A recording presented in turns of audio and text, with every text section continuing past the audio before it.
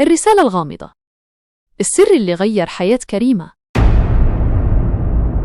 في واحد الليل غامض كانت كريمة قاعدة في الصالون كتفرج في واحد الفيلم بوليسي، وصوت المطر كيدق على الشباك بحال شي لحن حزين. فجأة جاتها واحد الميساج غريب من رقم ما تعرفوش. بغيت تعرفي الحقيقة؟ شوف تحت باب الدار.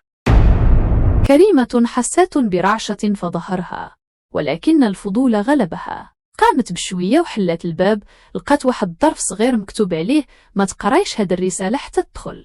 دخلات للداخل وهي خايفة، حلات الظرف ولقات ورقة فيها عنوان قديم في المدينة القديمة وكلمات مكتوبة بخط يد واضح: السر ديالك كاين هنا. كريمة بقات واقفة بلا حركة، كتفكر واش هادشي مقلب ولا تهديد، ولكن كيفاش كيعرف هاد الشخص السر ديالها؟ ما بغاتش تضيع الوقت، لبست بسرعة وخرجت بلا ما تقول حتى كلمة، دايرة في جيبها بالسيف صغير باش تحس بالأمان. في الطريق كانت كريمة كتشوف في كل الاتجاهات، حاسة براسها متبعة، ولكن ما كان حتى واحد. وصلت للعنوان: دار مهجورة كتحيط بها الأشجار، الأضواء كلها مقطوعة والباب مخلوع.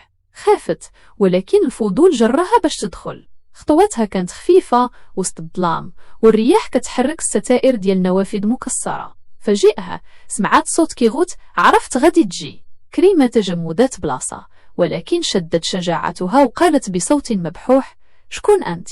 وعلاش جبتني هنا؟ الصوت جاء من رجل مسن كان جالس وسط الظلام، وجهه مغطى بظل عميق. جاوبها: أنا اللي عندي الحقيقة على شكون اللي غدر بيك. كريمة بقات كتحاول تفهم وقالت: شنو كتقصد؟ الرجل قال ليها: غدي تعرفي كل شيء، ولكن خاصك تديري حاجة وحدة، سيري للقبو غادي تلقاي الجواب.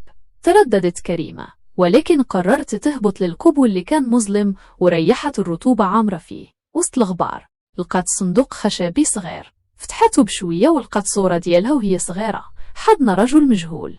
رجعت للصالة وهي مصدومة، وسولت الرجل: شكون هاد السيد؟ الرجل جاوبها بهدوء: هاد هو الأب ديالك الحقيقي، أمك عمرك ما قالت ليك الحقيقة، هاد السر اللي كنتي خاصك تعرفيه. كريمة حست بحياتها كاملة كتطيح من يديها، ولكن فجأة سمعت صوت ديال البوليس كيقرب للدار. الرجل قال ليها: هربي دابا، راه جاو باش يصيفطوني للحبس وانا ما درت والو. كريمة ما فكرتش، هربات وخرجت وسط المطر وهي مشوشة. رجعت لدارها وبقات كتفكر واش فعلا هادشي اللي قال حقيقي، واش حياتها كاملة كانت كذبة. فهاد اللحظة قررت تبقى كتقلب على الحقيقة، ولكن بوحدها، لأنها ما بقاتش كتوثق حتى فضلها.